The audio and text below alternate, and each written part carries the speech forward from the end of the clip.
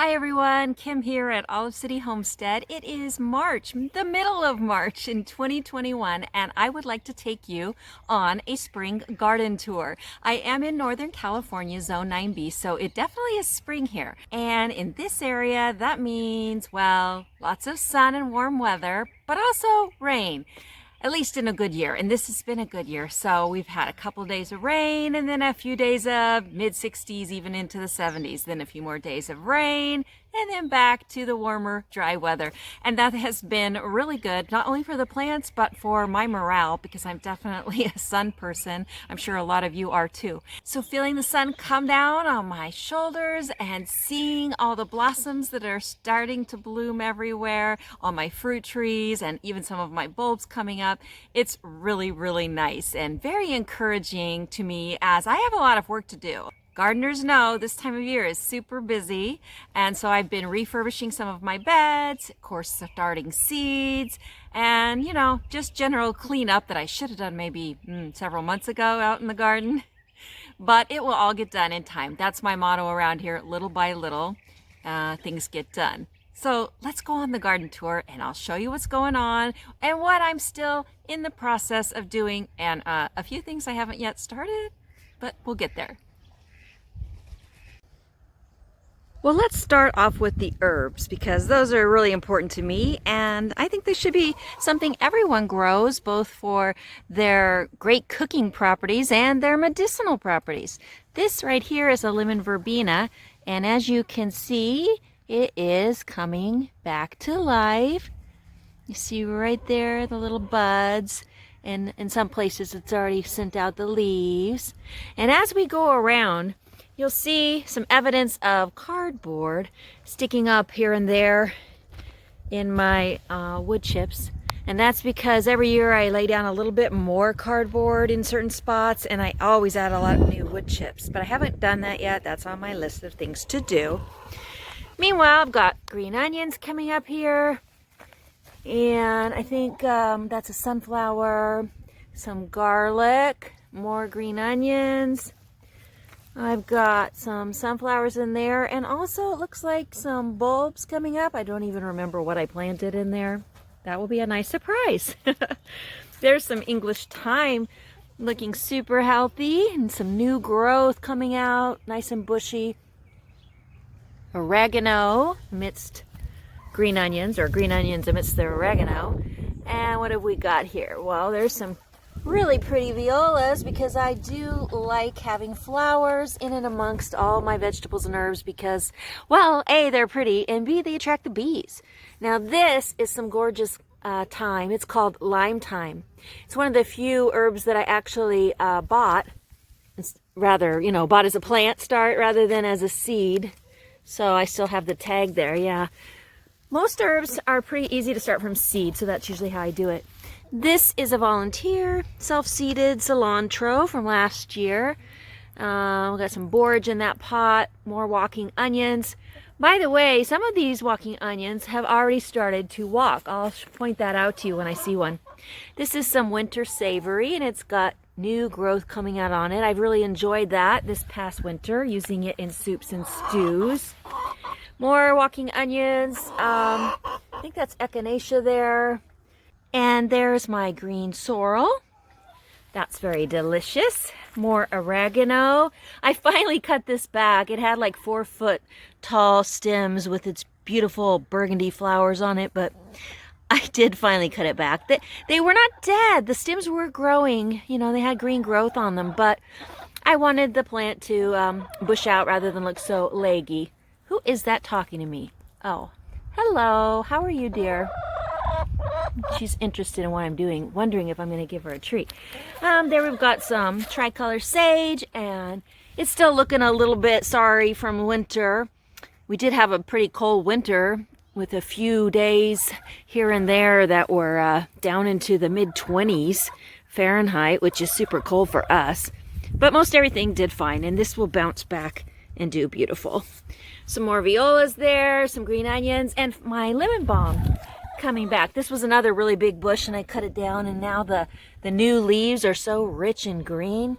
I love making tea with lemon balm, lemon verbena, and lemongrass. Just delicious and so good for you. So this is the bed that I took all those beautiful, colorful, delicious carrots out of just a month ago or so.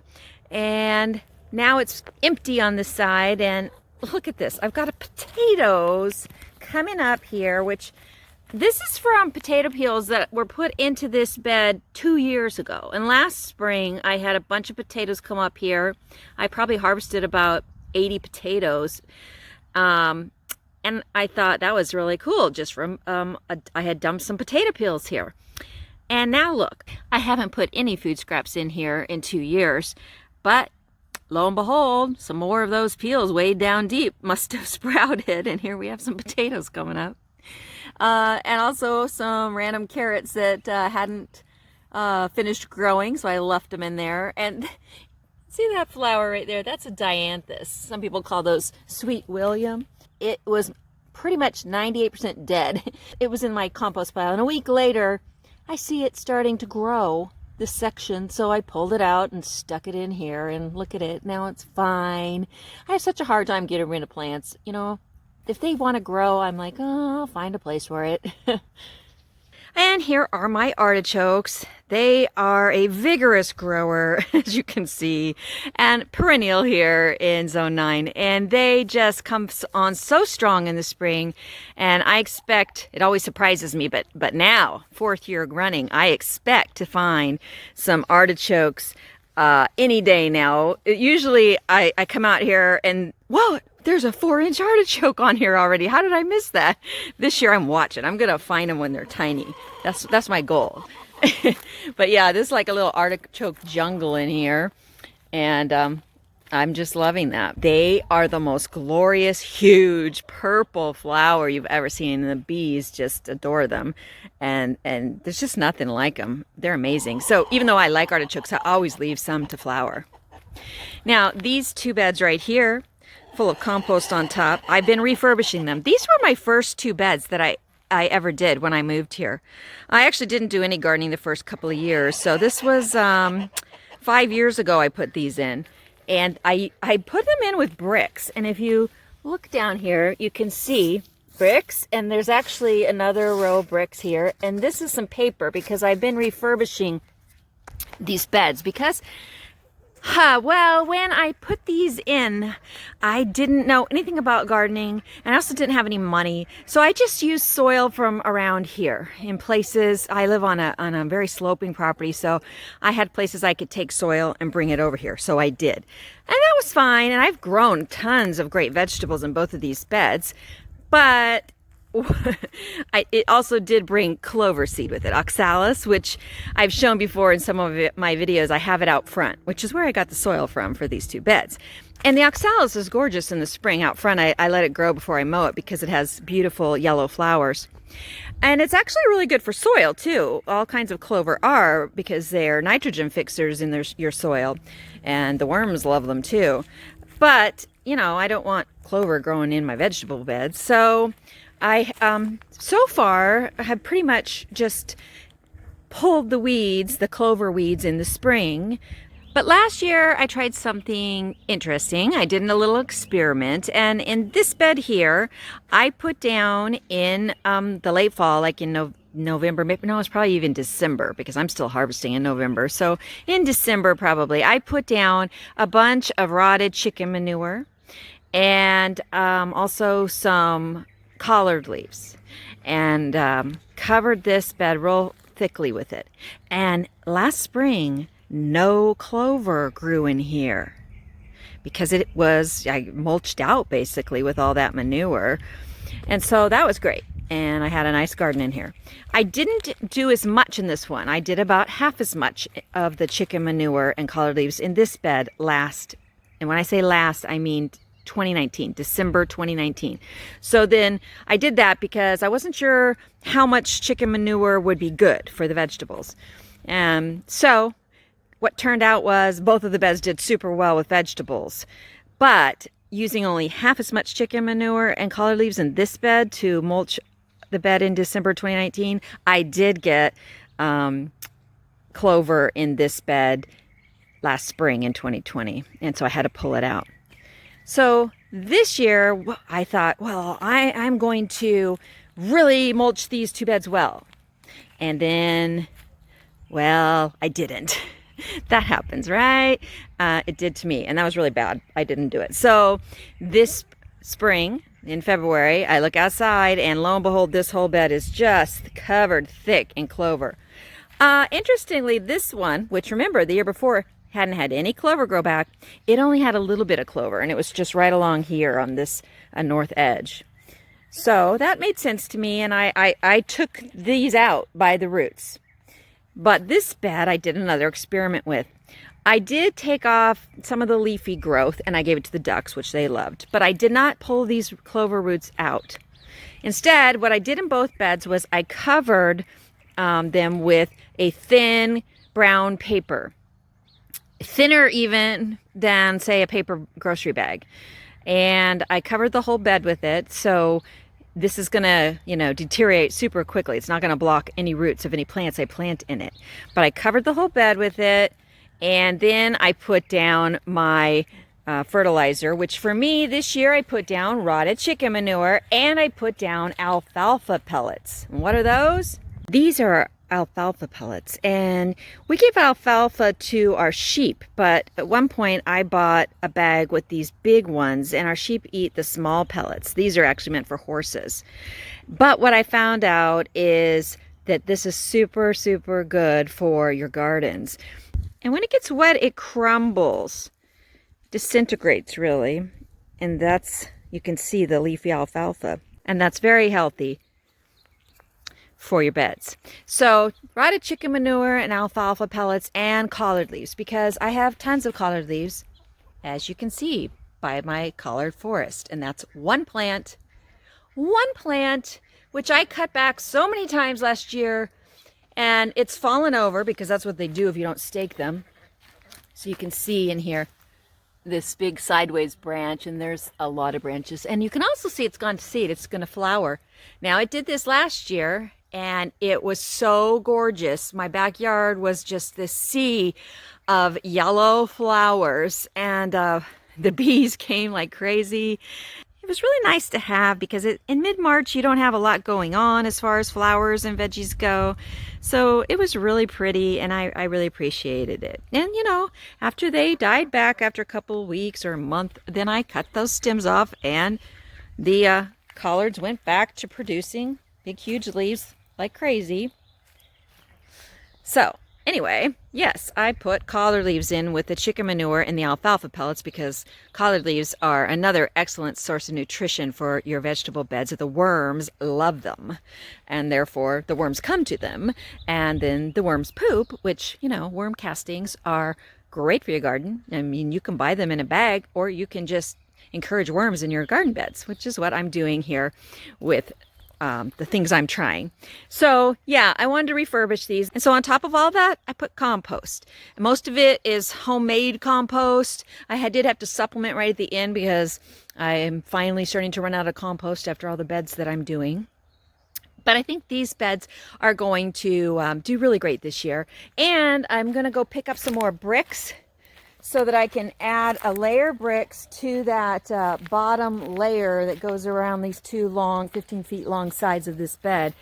So you can see I found a few extra ones around the place, and I added them up. And I'm going to do that all along both sides here. That one, it's got logs, and I'm happy with that. It's fine. It works, and it's rustic, and definitely that's what my garden is, rustic. So this bed last year had yellow squash on one end and a bunch of red cherry tomatoes on this end. Here are 2 borage plants, which I transplanted from elsewhere in the garden. They were actually volunteers in my herb garden, and I moved them around the garden, and they took. They don't always transplant well because they have a long, deep taproot, but they did this time. I was careful with them and got them when they were small, and I can see that they're getting ready to bloom, and they have the most gorgeous blue blossoms. This side of the bed, I have onions that I planted in the late fall, and I haven't planted this side of the bed yet. I haven't decided. I do have some gladiolas in the middle, bulbs. We'll see if they come up. I planted them kind of late. And some random flowers. Over here, I have some more onions I planted in the fall. And that's another bed I refurbished, looking nice. And here we have the lemon tree. I know, it looks a little sparse and a bit yellow compared to its glorious summer days of deep green loaded with over 200 lemons. But that's because we did have a cold winter and I didn't cover it. I don't cover my citrus. I encourage them to be hardy and they generally do just fine. But they do look a little worse for wear this time of year. In a couple of months, this will be deep green again, and it's already sending out new growth and lemon blossoms. I'll show you some right here. Let's see. See that? Those are lemon blossoms. So I promise this will look really good in a few months, but because it got down to the mid-20s, it's just a bit too cold. They don't like to go below 30, these Meyer lemons. I also cut a few of the lower branches off. I should cut a few more. I may wait till next year.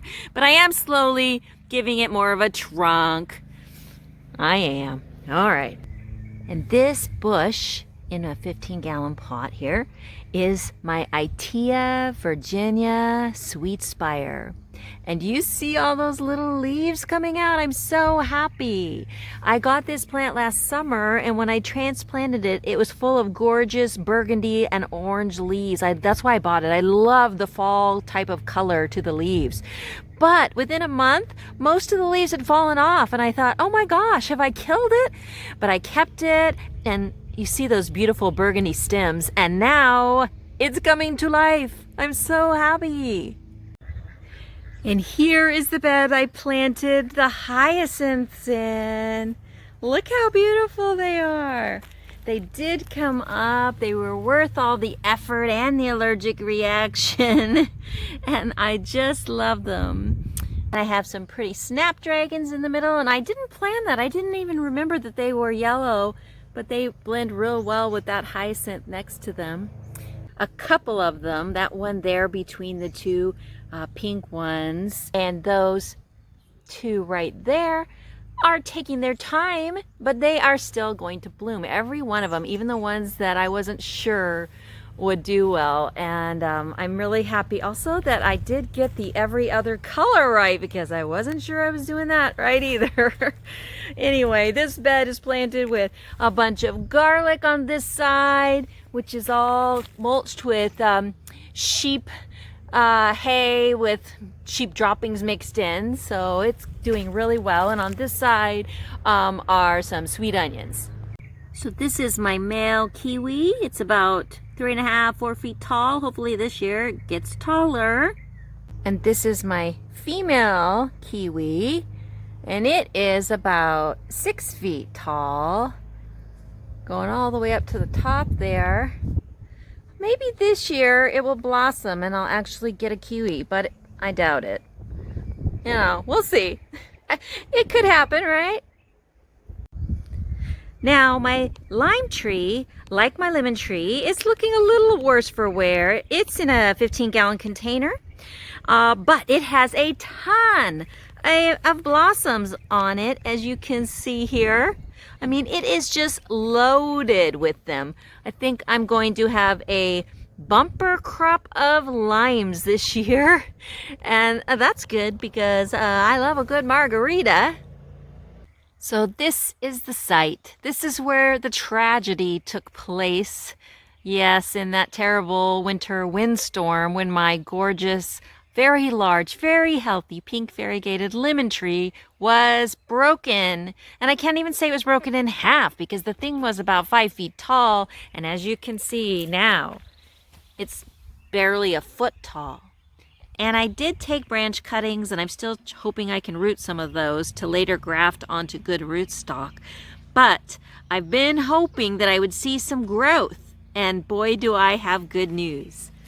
So most citrus, almost all of it, is grafted. And here you can see where the graft is, this bump here. So all of this growth down here is really no good. I mean, it does show me the tree's alive, but I knew that. This tree has a great root ball down under the ground. After all, it was supporting a huge healthy tree. But that new growth there coming from below the graft is only going to shoot out branches that are growing from the root stock. And the root stock is chosen for fruit trees for various reasons, disease resistance being one of the main ones. But the part that is grafted above the union, that's grown for the variety of the fruit. And that's where I'm going to get the pink variegated lemon. So what I was really hoping for was that in this little 2-inch span that I'd see some new growth. And just recently I have. Now this one right here, I'm not sure. That's sort of borderline with where the rootstock ends and the graft starts. However, there is some growth above the graft. Let me show you. So it's probably going to be difficult for you to tell, but just below this split, there is a growth bump here. And there's also a growth bump right here. There's some growth right here. Now, I'm not sure if you can see, but there are several nubs of growth right at the graft line and just above the graft line. There's even one up here. And those nubs in person, you can see, are very green and they're growing. So I'm really excited about that. I even think that this large green and kind of pinkish branch coming off here might be pink variegated lemon. I'm not going to cut it off because look at how pink it is. It looks very different than the growth down here, which is pure green. So I think being right at the graft line and the color that it is, which again, in a few weeks, you'll be able to see that all these little nubs I'm talking about that are growing, they have not only green, but a pink tinge to each of them. Very similar to what that larger one looks like. And I think they're all going to be pink variegated lemon branches. And as I said, there's one up top there. There's also one there on the right, pointing to the west. So I've got 3 or 4 on different sides of this little trunk that I think I'm going to be able to salvage this tree. It's going to take a while, definitely, but it makes me happy. So this is my 2-year-old Erysimum purple wallflower standing just to the south of my pink variegated lemon trunk. And just this week, I planted the new Erysimum that I bought on my nursery road trip recently. You can see the tag back there. It's Erysimum Winter Sorbet. And I just love the combination of the pink, orange, red blooms. And I think that it has a good place here next to the purple Erysimum and both surrounding what will soon be, well, maybe in a few years, a new and improved pink variegated lemon. And believe you me, I am going to stake it and no windstorm's ever gonna blow it down and break it again. And this shady corner here in the southwest of the garden where my ducks are behind the fence, it was a yellow pear jungle last spring. I've decided I'm gonna take most of the plants out of here and just have some pots of flowers, and I'm going to bring a table with an umbrella and make this my seating area so I can look out and enjoy the garden all around me. This is just one of my mini purple tree kale cuttings that have rooted and are now growing very well. Here's another one right here. They just root so easily, so whenever a branch breaks off due to weight or due to a windstorm, I just plant it and I suddenly have new purple tree kale.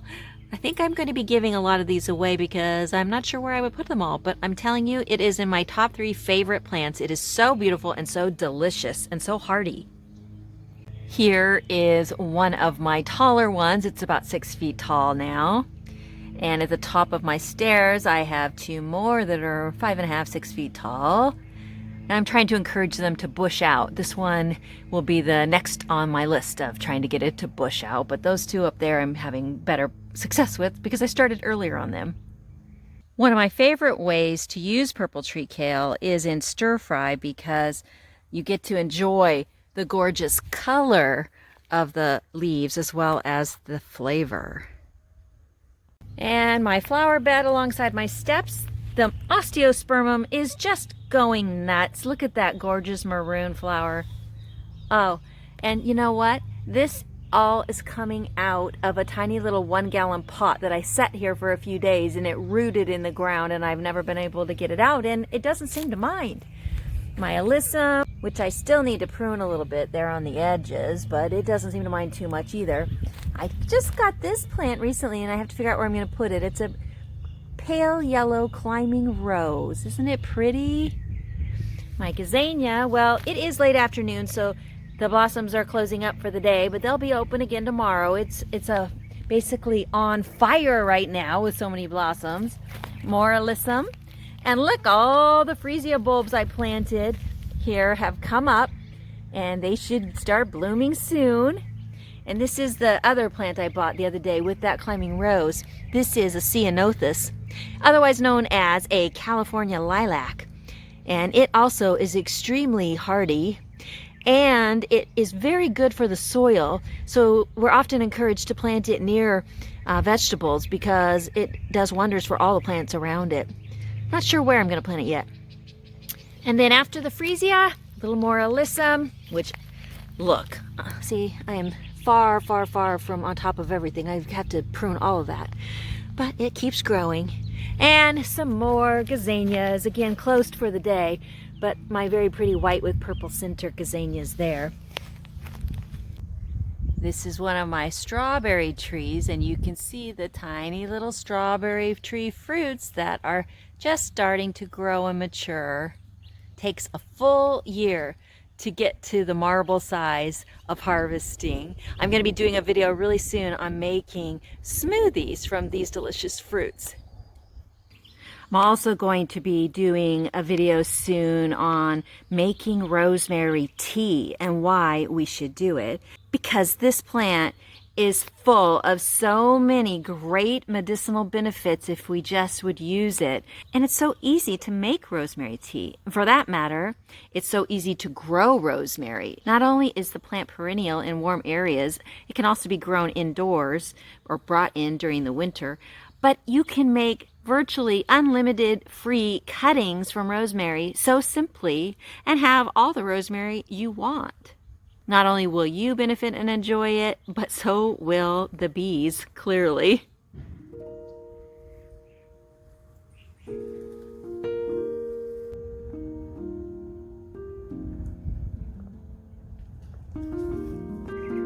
My pomegranate tree is leafing out. Can't wait to have some more pomegranates. This is another tree I keep in a cage to keep those guys from eating it. Right, Tavia and Coco? Yeah, I just threw them some olive leaves so they would stop following me. One of my peach trees. You see how the leaves come out amidst the peach blossoms. And another peach tree, still in full blossom, despite all the rains we've had. Fortunately, we haven't had heavy winds recently, so the blossoms haven't been blown off, so I should be getting quite a lot of peaches this year. Here's a baby pomegranate that I planted last year. It's doing well. And my pluot trees and plum trees are now leafing out. This is a Santa Rosa plum.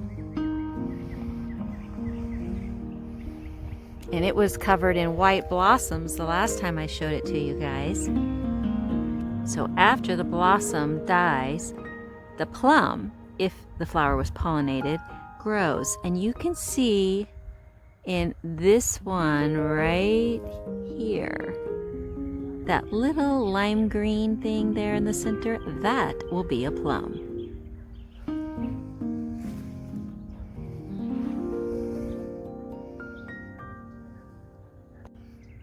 Oh, look at the little baby prune tree. Did you know there were prune trees? Yeah, it's a special kind of plum, and so it's actually called a prune tree. Have to show you my lower petalum. Look at how gorgeous this is. Talk about pink. You can't even see the leaves. There's so many blossoms on this bush. What I love about it is the new blossoms are this fiery dark pink. But as the blossoms die back, get older, they just turn a light dusky rose color. And so you have this combination of different pinks, and it all looks beautiful. This is a red bush in the middle of my clover. All the blossoms are closed right now because it's evening. It's about 6 p.m. But I will mow it soon, you know, in another couple weeks after I'm done enjoying the yellow blossoms. But this red bush, I couldn't tell you its name. I have no idea what it is. It doesn't flower either. I just love the color of the leaves, and that's why I bought it and planted it. Look at the purple osteospermum. Isn't it beautiful? I love that shade, somewhere between lavender and full-on purple. Next to it, my tulips have come up. Can't wait for them to bloom. Some salvia, more tulips, and some Burgundy Osteospermum here. This flower is something I encourage everyone to grow. Not only is it beautiful, but it's super hardy, and it just will give you pleasure so many days of the year. And I can't let you go without showing you that the freesia is starting to bloom. Here's my gold freesia. And here's my red freesia with the gold center.